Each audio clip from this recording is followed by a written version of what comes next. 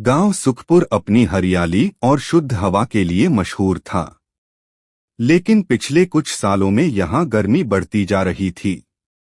बारिश कम हो गई थी और खेतों में फसलें सूखने लगी थीं। इसका कारण था जंगलों की कटाई, बढ़ता प्रदूषण और लोगों की लापरवाही। रवि गांव का एक नौजवान बचपन से ही प्रकृति प्रेमी था। वह जब भी गांव के सूखते तालाब और झुलसते पेड़ पौधों को देखता तो उसका दिल दुख से भर जाता। उसने कई बार गांव वालों को जागरूक करने की कोशिश की, लेकिन लोग उसकी बात को हल्के में लेते रहे। एक दिन गांव में तेज आंधी आई। देखते ही देखते खेतों में खड़ी फसलें बर्बाद हो गईं, कच्चे घरों की छतें उड़ गईं और पुराना पीपल का पेड़, जो गांव का सबसे बड़ा पेड़ था, धराशायी हो गया। यह पहली बार था जब गांव वालों ने प्रकृति के इस प्रकोप को इतने करीब से महसूस किया।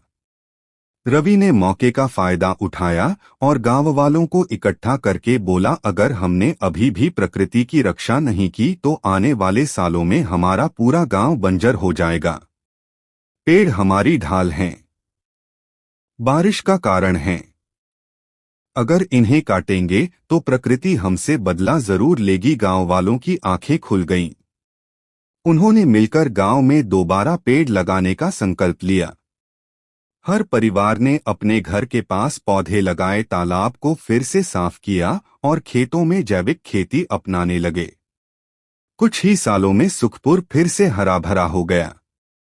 बारिश होने लगी, खेतों में फसलें लहराने लगीं और गांव की खुशहाली लौट आई। रवि की मेहनत रंग लाई और गांव वालों को समझ आ गया कि अगर हम प्रकृति का सम्मान करेंगे तो प्रकृति हमें हमेशा सुख समृद्धि देगी।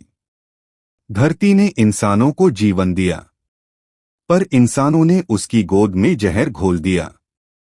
जंगलों की कटाई, नदियों का दोहन और आसमान में उड़ते जहरीले धुएं ने प्रकृति को क्रोधित कर दिया। सालों तक सहने के बाद अब प्रकृति ने अपना बदला लेने का निर्णय कर लिया था। साल 2050 में पृथ्वी ने अपनी सजा सुनानी शुरू कर दी। गर्मी की लहरें शहरों को जलाने लगीं, समुद्रों ने किनारों को लीलना शुरू कर दिया और बर्फीले पहाड़ों ने पिघलकर नदियों को उफान पर ला दिया।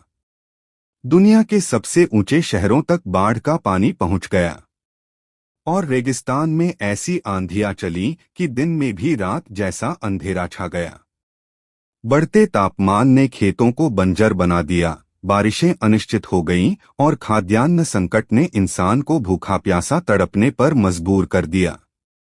जिन उद्योगों ने वातावरण को जहरीला किया था, वे अब अस्तित्व की लड़ाई लड़ रहे थे। बड़े बड़े शहर वीरान होने लगे और इंसान फिर से जंगलों की ओर भागने को मजबूर हो गया। वैज्ञानिकों ने चेतावनी दी थी, पर सत्ता और लालच में डूबी सरकारों ने उन्हें अनदेखा कर दिया था। अब वही शक्तिशाली लोग अपने सुरक्षित किलों में बंद थे, पर वहां भी ऑक्सीजन की कमी उन्हें घुटन में ले आई। मौसम का कोई भरोसा नहीं रहा, कभी गर्मी की लहरें तो कभी अचानक पड़ने वाली बर्फीली आंधियां। इंसान की बनाई इमारतें, सड़कें और तकनीक सब बेकार हो गईं।